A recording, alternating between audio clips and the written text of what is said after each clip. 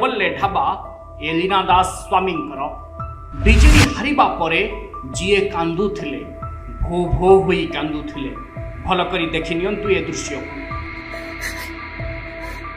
को बापा जब जाइथिले ता परदिन मते जेमति लागुतला।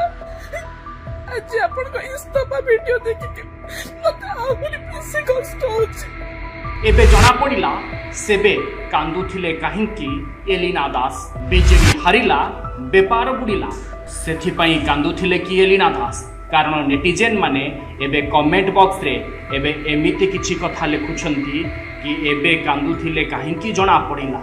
बीजेडी हारिला बेपार बुड़िला सेथि पई कुआडे कांदुथिले अभिनेत्री एलिना दास।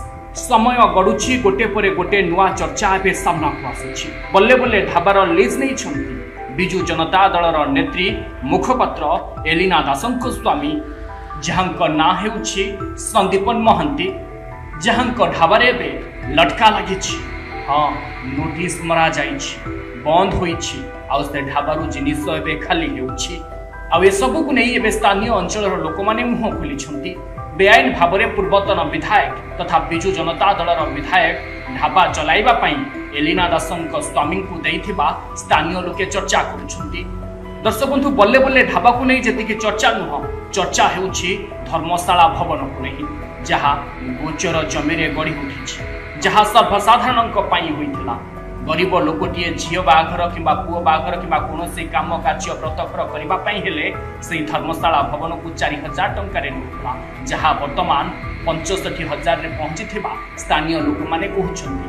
आ ए सब को सुनि सारिबा परे नुआ विधायक हिमांशु शेखर साहू बा लिकु साहू जे स्वाधीन भावरे निर्वाचन जीतिछंती बाल्टी चिन्हरे निर्वाचित होइछंती से धर्मशाला भवन रे लटका लगेबा पई बा बंद करबा पई निर्देश दैछंती। आ एहा परे लटका लागिछि धर्मशाला भवन रे।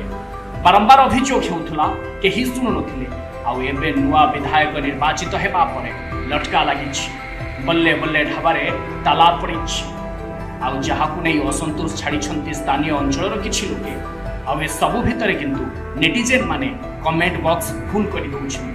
कारण बिजु जनता दल जेतेबेले क्षमतारु जाइथिला ठीक सेतिकी बेले बिजु जनता दलर ए मुखपत्र ए अभिनेत्री सामना को आसीथिले भो भो हुई कांदिथिले कोई कोई हुई कांदिथिले।